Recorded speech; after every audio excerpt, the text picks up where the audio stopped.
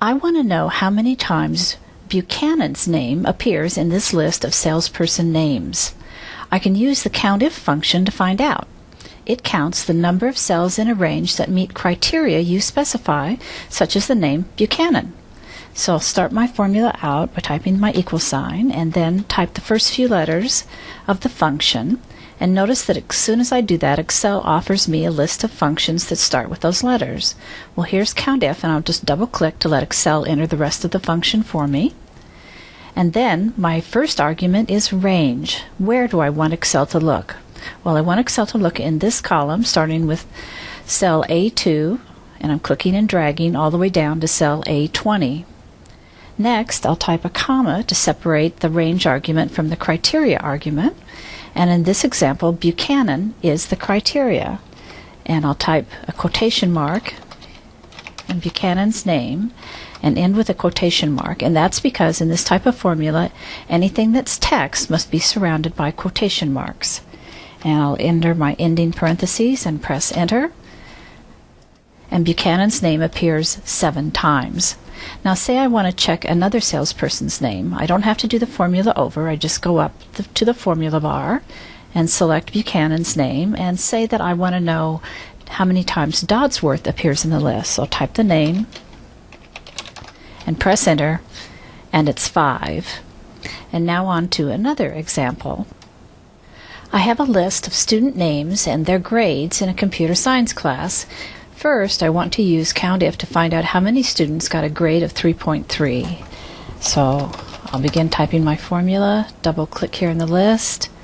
The range argument is here, the grades. I'll click here in cell B4 and drag all the way down to cell B18. Type a comma to separate the range argument from the criteria.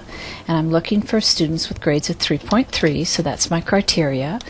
And notice there are no quotation marks. You do not use quotation marks with numbers. I'll enter the closing parentheses and press enter. And 2 students got a grade of 3.3.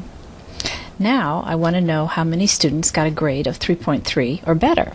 So I'll start my formula off.